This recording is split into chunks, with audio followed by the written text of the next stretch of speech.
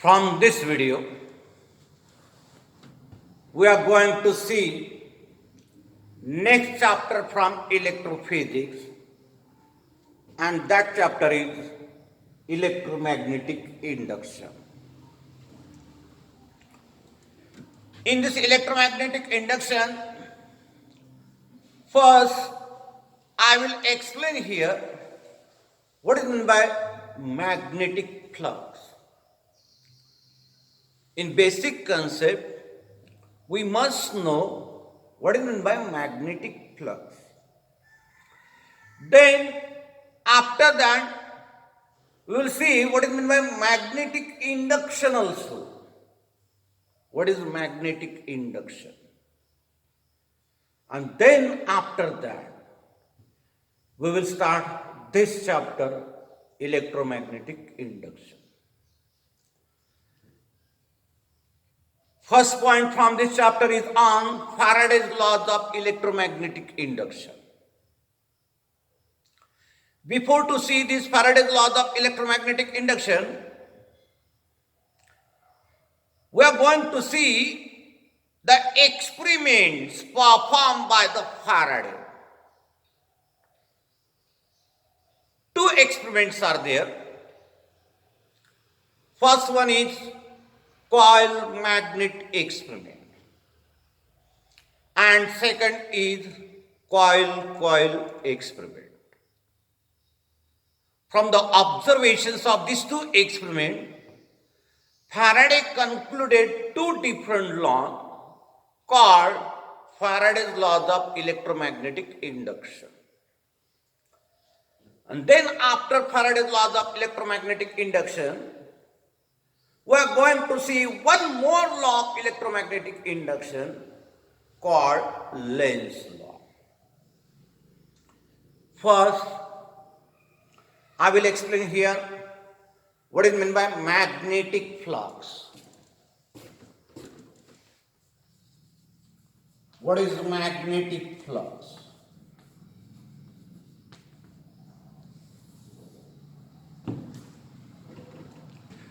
We have studied what is electric flux in the chapter electrostatics. In analogy with electric flux, we can explain this magnetic flux also. See, what is magnetic flux? So that in this region there is a magnetic field. In this region there is a magnetic field.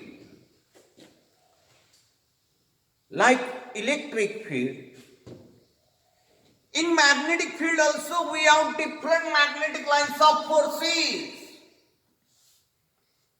Suppose these are the magnetic lines of forces. You know what is magnetic line of force means what? It is the path along which unit north pole move when it is kept in some magnetic field. That path is called magnetic line of force. In magnetic field, we get different magnetic lines of forces. Suppose this is one cross-sectional area that we have considered in this magnetic field. And these are the magnetic lines of forces passing through that cross-sectional area. These magnetic lines of forces are passing through the cross-sectional area. While coming through this area, these magnetic lines of forces will make different angle with that surface. These magnetic lines of forces will make different angle with that surface. Some magnetic lines of forces will come normally through the given cross-sectional area. Some magnetic lines of forces will come normally through given cross-sectional area. the number of such a magnetic lines of forces which comes normally to the given area, it is called magnetic flux passing through that area. Magnetic flux generally it is denoted by letter phi. It is denoted by letter phi. And mathematically we can calculate this magnetic flux. Mathematically we can calculate this magnetic flux by taking the dot product of magnetic field vector with area vector. Dot product of these two vectors will give you magnetic flux passing through this cross-sectional area. Remember that area vector is always perpendicular to given area. Area vector is always perpendicular to given cross-sectional area. The dot product of magnetic field vector and area vector gives us magnetic flux passing through that area. Using the definition of dot product, we can write here B into A into cos theta. Using definition of dot product, where theta is the angle between magnetic field vector and area vector. Theta is the angle between magnetic field vector and area vector. If cross-sectional area is perpendicular to magnetic field, so that magnetic field is in this direction. This is the direction of magnetic field. And we have taken cross-sectional area exactly perpendicular to this magnetic field. In this case, the area vector will come parallel to direction of magnetic field. Area vector is always perpendicular to given area. This area vector will come parallel to the direction of magnetic field. Means theta comes 0. In that case, we get maximum flux which is equal to B into A. Remember that through any area, maximum flux passes only when that area is perpendicular to magnetic field. Means when angle between vector B and vector A comes equal to 0 degree. Maximum flux, it is equal to B into A. This flux is measured in terms of Weber. Weber is the SI unit for magnetic flux. Flux is measured in terms of Weber. Now, from this mathematical relation, phi is equal to B into A, we can write B phi upon A. B is what? It is magnetic field. Here, this B, which is magnetic field, it is expressed in terms of magnetic induction. Generally, magnetic field is expressed in terms of magnetic induction. Therefore, we can say that B is the magnetic induction also. Therefore, we say that this B is the magnetic induction also. What is this magnetic induction?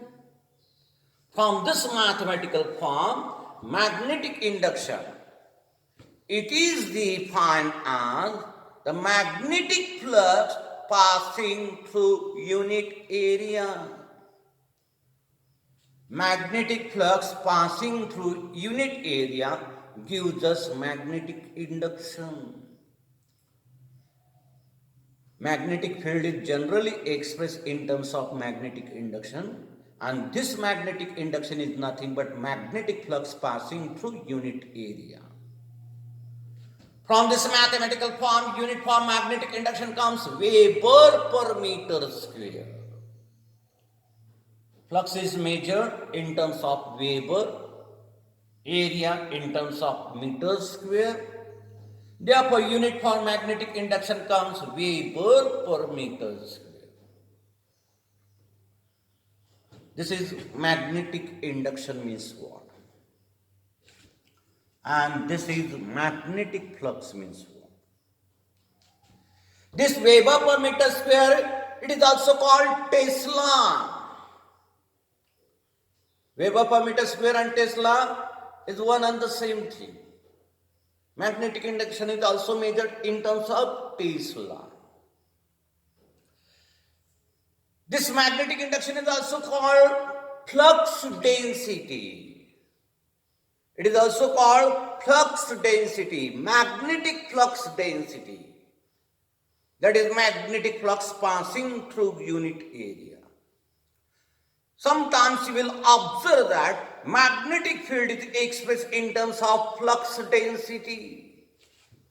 See, the unit of flux density, it is Weber per meter square, means indirectly it is nothing but magnetic induction. You must know what is meant by magnetic flux and magnetic induction. Now we will come towards first point of this chapter, which is on Faraday's laws of electromagnetic induction. Before to see these Faraday's laws of electromagnetic induction, there is a necessity to see the experiments performed by the Faraday. Two experiments were performed by the Faraday. First one is coil magnet experiment and second is coil experiment. From the observation of these two experiments, Faraday concluded two laws, which are called Faraday's laws of electromagnetic induction. First, I will explain that two experiments here. Faraday's experiment.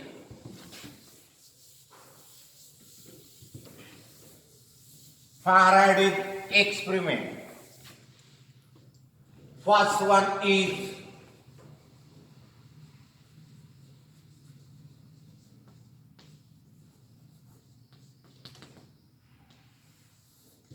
First one is coil magnet experiment.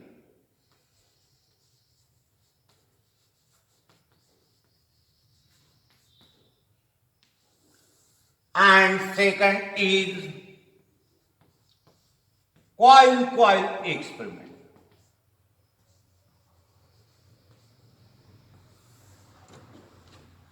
First one is coil magnet experiment, second is coil experiment. See what is this coil magnet experiment and what are the observations of that experiment. In this coil magnet experiment, one coil is taken. This is suppose that coil.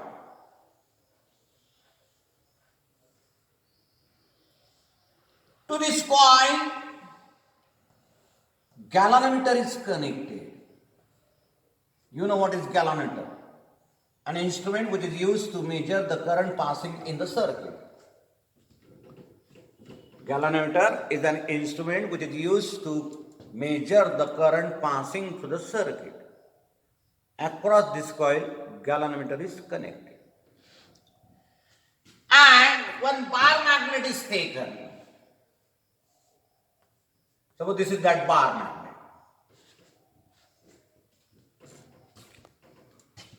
Simple arrangement is there. One coil to which galvanometer is connected and one bar magnet. In the second experiment, how is the arrangement? In this second experiment, there are two coils. This is one coil.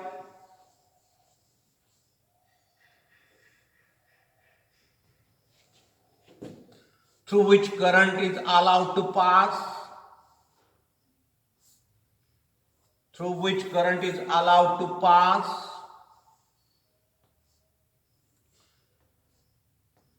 This coil is called primary coil. This is battery. This is key. Near to this primary coil, another coil is present. This second coil is called secondary coil.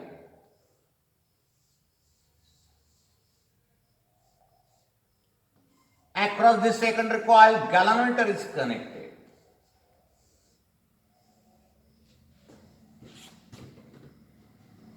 Two coils are taken, kept near to each other.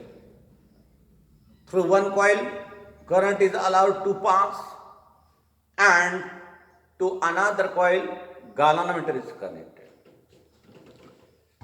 First, I will explain here the observations of this first experiment. See, what are the observations of this first experiment? Here, in this first experiment, which is called magnet experiment, we observe that when both coil and magnet are stationary,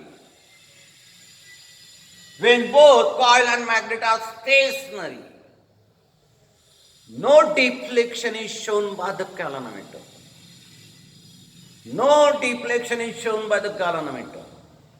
When both are stationary. It means that when both are stationary, no current is produced in this circuit, and therefore galvanometer shows zero deflection. This is first observation. Now what is second observation? If we move this bar magnet towards this coil, that coil, we observe that galvanometer shows some deflection here. Means in this case, when bar magnet is in motion, we can say that in this circuit current is produced. When bar magnet is in motion, we say that in this circuit current is produced. If we increase the speed of this bar magnet, means if we move this bar magnet rapidly towards that coil, we see that the deflection in the galvanometer increases. Deflection is increasing here.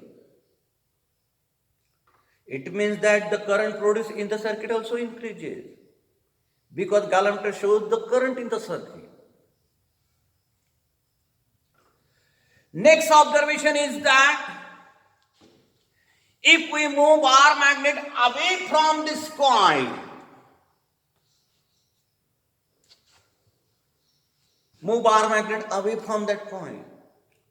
in this case also we see deflection in the galvanometer, but in reverse direction.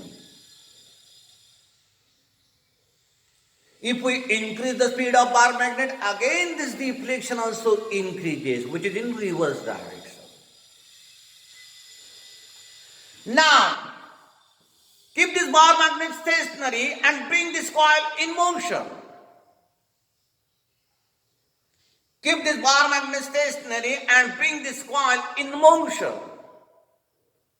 Same results are observed here also. If coil is moving towards bar magnet, then galvanometer will show deflection on one side. If coil moves away from bar magnet, galvanometer will show deflection from another side, that is in reverse direction. Same observations you will get when coil is in motion and bar magnet is in stationary. Now what are observations in this second experiment?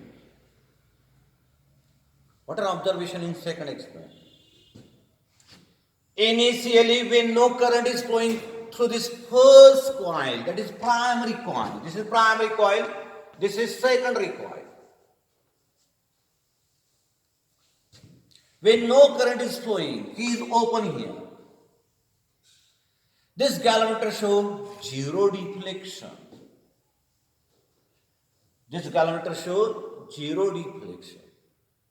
Means in second coil also there is no current. Now close this key. This is called make arrangement of primary coil. Circuit is made on. Close this key. The moment at which we close this key, at that moment we observe sudden deflection in this galvanometer. At that moment only. At which moment? When we close this key. When we close this key, at that moment only, we observe sudden deflection in the galvanometer. When we close this key, current set up in this first coil. Current is set up in this first coil. Current continue to move in this first coil. When current continue to move in first coil, the observation is that galvanometer shows zero deflection. When current continue to move in this first coil, the observation is that galvanometer shows zero deflection. Now cut off the current. Cut off the current passing through this first coil. Means open this key now. Break this arrangement. When current is made zero in first coil, again at that moment when current is made zero, when we break primary circuit, at that moment only this galvanometer shows sudden deflection. And after that, galvanometer will show zero deflection. These are the observations in this second experiment.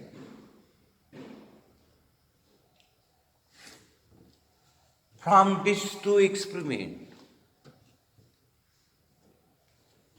Faraday concluded two results, which are called Faraday's laws of electromagnetic induction. What are the two results? See, means what are the two laws? In this experiment, we have seen one observation. When both are stationary, no deflection is seen in this galvanometer. When both are stationary, the magnetic flux passing through this coil. This coil is present in the magnetic field produced by this bar magnet.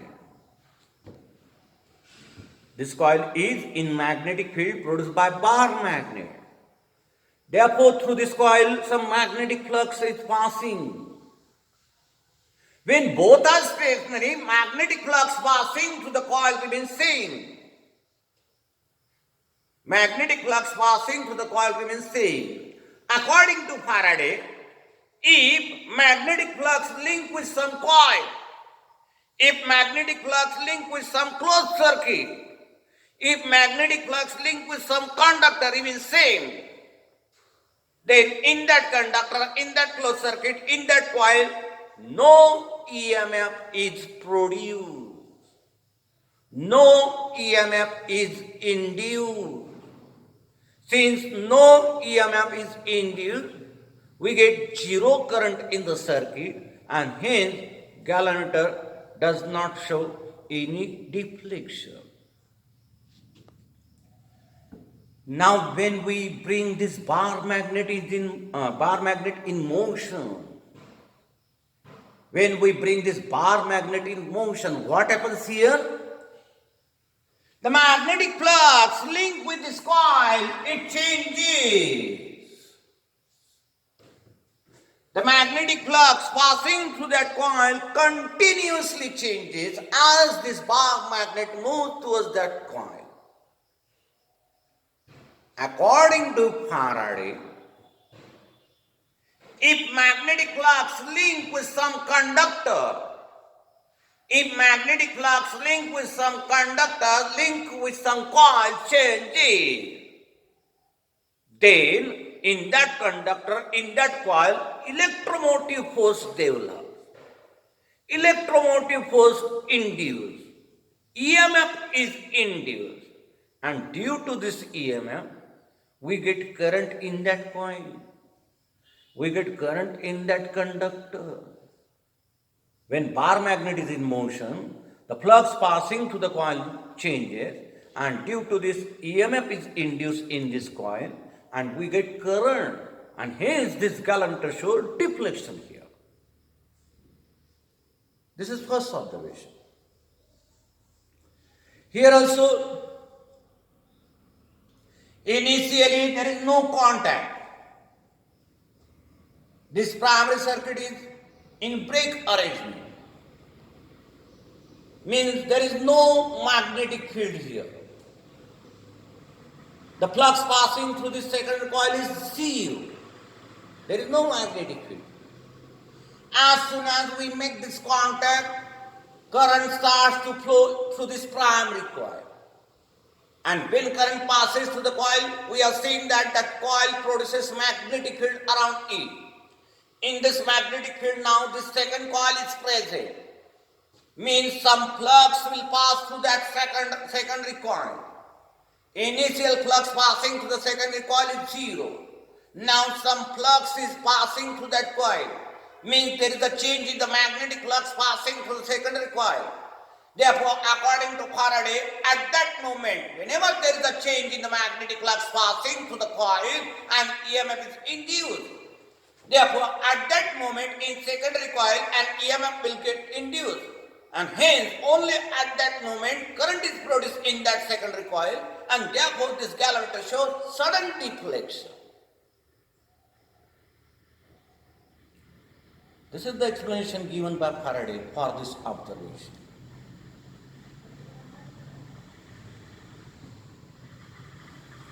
When we continue to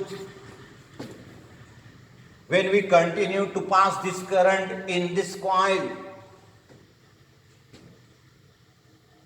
the flux passing through the secondary coil remains same, constant. The flux passing through the secondary coil remains same, constant. Means there is no change in flux passing through the secondary coil. According to Faraday, if there is no change in flux passing through the coil, passing through conductor, then no EMF is induced. Therefore, in this case, no EMF is induced in this secondary coil. Therefore, there is no current in that secondary coil, and hence, in this case, Galanter shows zero deflection.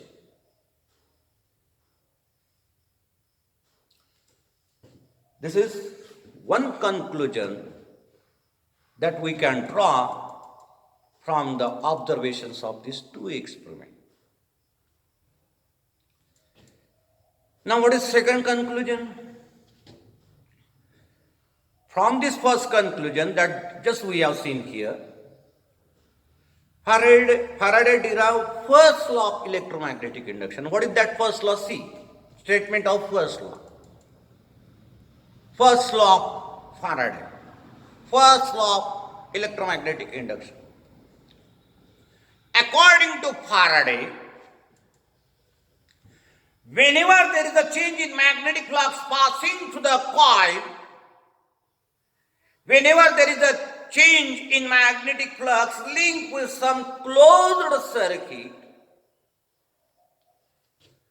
an EMF is induced in that closed circuit. An EMF is induced in that coil.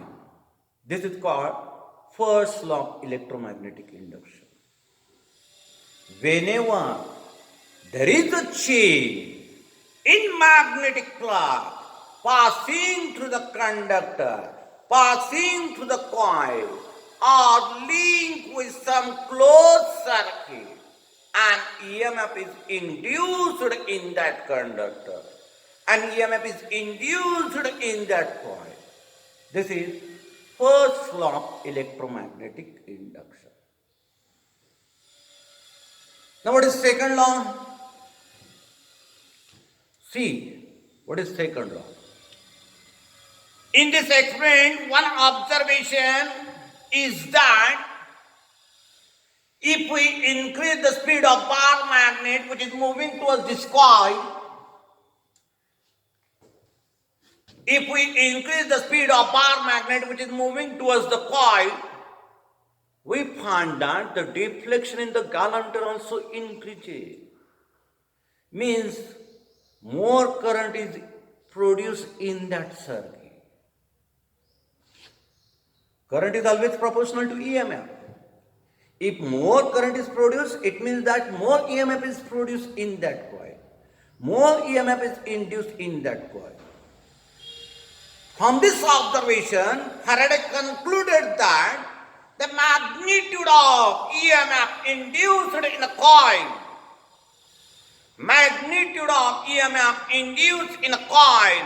is always proportional to rate of change of magnetic flux passing through that coil.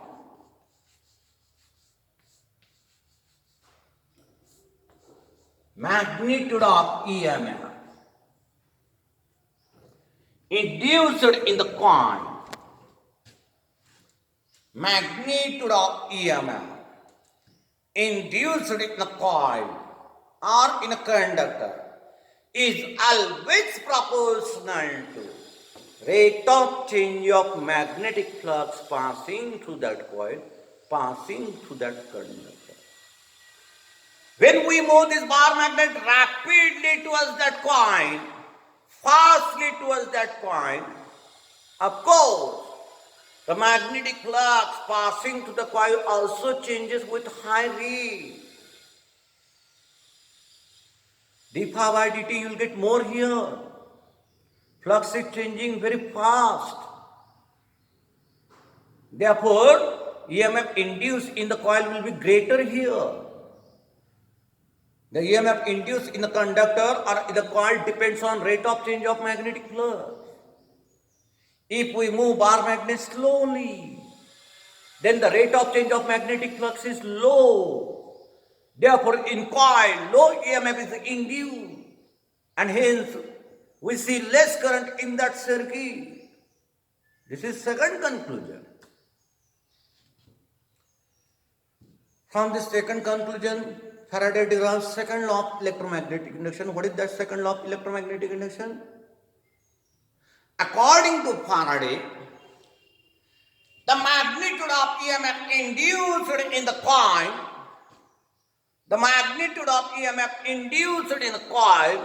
is directly proportional to rate of change of magnetic flux passing through that coil. Is proportional to d phi by dt. Remove proportionality sign by putting constant k. We get here is equal to k times d phi by dt. K is the proportionality constant. Is equal to k times d phi by dt. If EMF, then flux and time we measure in same system of unit, then the value of k comes equal to 1. And therefore, this equation we can write like this also, equal to d phi by dt. Because k comes equal to 1. If all these three quantities are measured in same system of unit, we get E is equal to d phi by dt. This we can write by Faraday's second law of electromagnetic induction. These are the Faraday's laws of electromagnetic induction. Now one more law is there called Lenz's law. What is this Lenz's law? This is third law of electromagnetic induction. Lenz's law.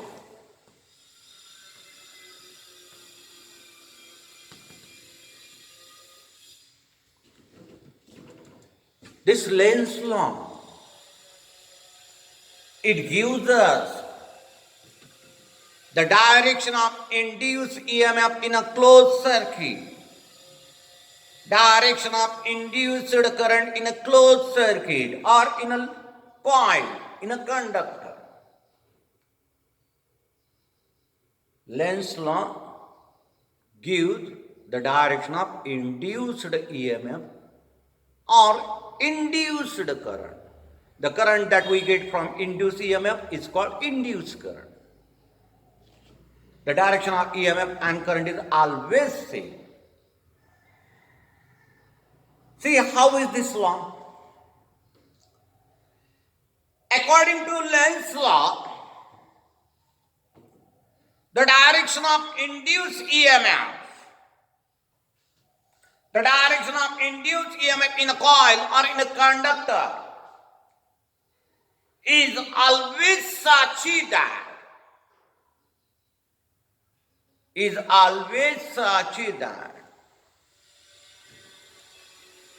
the direction of induced EMF or induced current in a coil is always such that it opposes, it means that induced EMF, induced current. This induced EMF, induced current takes such a direction so that there is an oppose. There is an oppose to the cause which is responsible for the change in magnetic flux. It opposes, in short, it opposes the change in magnetic flux passing through the coil. What is, in short, statement of Lenz's laws? Again, see this statement. The direction of induced EMF in a coil is always such that it opposes the cause that produces it. Whatever is responsible for the production of induced EMF in a coil, to oppose that reason is the main purpose of induced EMF, and which is done by taking direction in that coil. थोडं मराठीत explain करतोय, समजलं नसेल. जे काही induce EMF असते conductor मधलं किंवा coil मधलं, ते नेहमी कशी डायरेक्शन घेते, त्याला कारणीभूत जे काही असं ते प्रोड्यूस होण्यासाठी, EMF प्रोड्यूस होण्यासाठी, त्याच गोष्टीला अपोज करायचं काम हे EMF, हे करंट स्वतः करते by taking direction. This is Lenz's law. The direction of induced EMF in a conductor is always such that it opposes the cause that produces it. कोणती गोष्ट या EMF ला प्रोड्यूस करत असते? Magnetic flux मधला change. मग त्या magnetic flux मधल्या चेंजला oppose करायचं काम कोण करते? तर EMF किंवा करंट, इंड्यूस EMF किंवा induce current. This is lens law. हा लेन्स लॉ जर आपण कन्सिडर केला तर फॅराडे सेकंड लॉ हा आपल्याला असा लिहावा लागतो.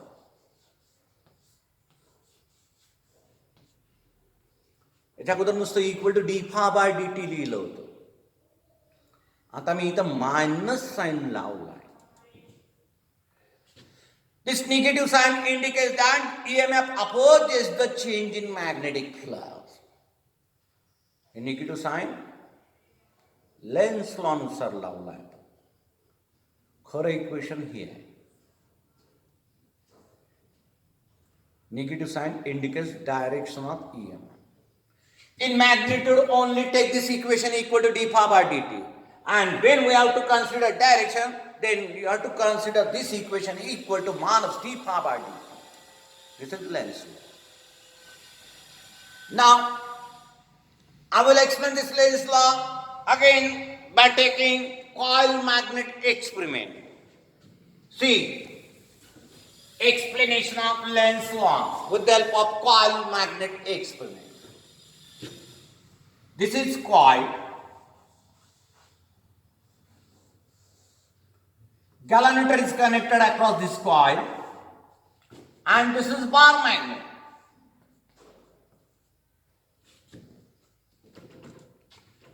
Now, how Lenz's law is applicable? See. Means with the help of Lenz's law, how we can decide the direction of induced current in a coil or induced EMF in a coil. Consider that this bar magnet is moving towards the coil. Bar magnet is moving, means the flux passing to the coil is changing here. Means according to first law of Faraday, an EMF is induced in that coil. You'll get induced current in this circuit. This induced current, this induced EMF will flow in that coil in such a direction so that this coil will act as a magnetic dipole facing its north pole towards the north pole of the bar magnet. हे अशा रीतीनं flow होईल induce current त्या कॉइलमध्ये की जेणेकरून coil magnetic dipole म्हणून act होईल facing its north pole towards north pole of the bar magnet. This direction ते current घेईल कॉइल की जेणेकरून इकडे नॉर्थ पोल प्रोड्यूस झाला पाहिजे. काहून नॉर्थ पोल प्रोड्यूस झाला पाहिजे? कारण इकडे नॉर्थ पोल प्रोड्यूस झाल्यावर हे नॉर्थ पोल या नॉर्थ पोलला अपोज करत, रिपल्शन. या बार मॅग्नेटचं इकडं मूव्ह होणं हेच कारणीभूत होतं याच्यात ईएमएफ इंड्यूस होण्यासाठी. मग त्यालाच अपोज करायचं काम ते ईएमएफ स्वतः करते बाय टेकिंग डायरेक्शन. या बार मॅग्नेटच्या मोशनला ब्रेक लावण्याचं काम कोण करेल? ते ईएमएफ किंवा ते करंट बाय टेकिंग डायरेक्शन. इकडे नॉर्थ पोल प्रोड्यूस होण्यासाठी या सरफेसवर करंट कसा फ्लो व्हायला पाहिजे त्या कॉइलमध्ये? Anti clockwise. म्हणजे इकडून जर आपण ऑब्झर्व केलं तर तो अँटी क्लॉकवाईज फ्लो व्हायला पाहिजे, तेव्हा हे नॉर्थ पोल प्रोड्यूस होईल इथं, म्हणजे त्याच्या मोशनला ब्रेक लागत. हे अकॉर्डिंग टू लेन्स लॉ असतं. समजा हा बार मॅग्नेट नॉर्थ पोल इकडे आहे, साऊथ पोल इकडे आहे, इकडे मूव्ह करून राहिलो आपण अवे फ्रॉम द कॉइल. या केसमध्ये इंड्यूस करंट कसा फ्लो होईल? अशाच रीतीने फ्लो होईल त्या कॉइलमध्ये जेणेकरून इथं साऊथ पोल प्रोड्यूस होईल. साऊथ पोल केव्हा प्रोड्यूस होत असते? जर त्या कॉइल मधून पास होणारा करंट हा क्लॉकवाईज डायरेक्शनला पास होत असेल, म्हणजे इकडून पाहिल्यानंतर तो करंट क्लॉकवाईज पास व्हायला पाहिजे, तेव्हाच हे साऊथ पोल प्रोड्यूस होईल. हे साऊथ पोल या नॉर्थ पोल अट्रॅक्ट कर, म्हणजेच त्या बार मॅग्नेटला त्याच्या बार मॅग्नेटच्या मोशनला अपोज करत. कारण या बार मॅग्नेटचं मोशनच त्याला कारणीभूत आहे. मग त्याला ब्रेक लावण्याचं काम ते स्वतः करंट करते by taking direction. This is Lenz's law. Next part of this chapter I will explain in next video.